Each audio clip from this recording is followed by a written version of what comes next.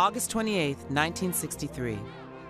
250,000 Americans, black and white, young and old, descend on the nation's capital in a show of solidarity. It was called the March on Washington for Jobs and Freedom, but it would be remembered as a turning point in the fight for civil rights. Among the speakers, the Reverend Dr. Martin Luther King Jr., who electrified the crowd with his stirring "I Have a Dream" speech.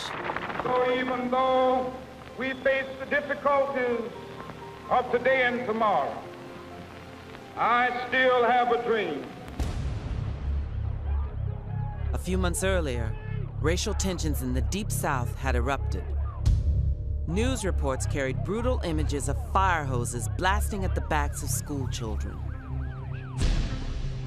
President Kennedy had finally seen enough.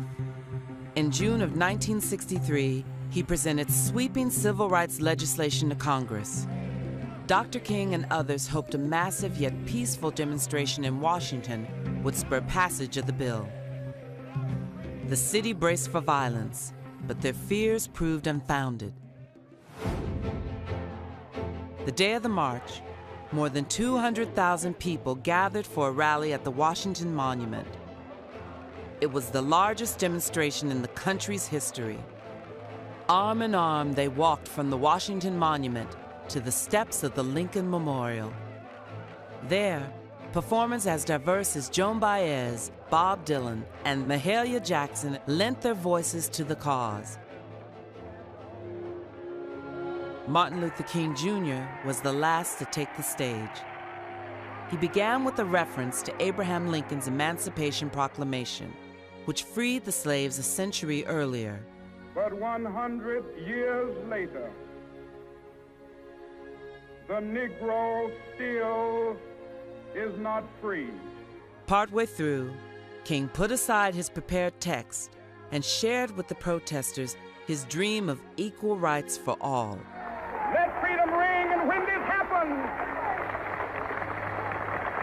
when we allow freedom to ring, when we let it ring from every village and every hamlet, from every state and every city, we will be able to speed up that day when all of God's children, black men and white men, Jews and Gentiles, Protestants and Catholics, will be able to join hands and sing in the words of the old Negro spiritual, free at last, thank God Almighty, we are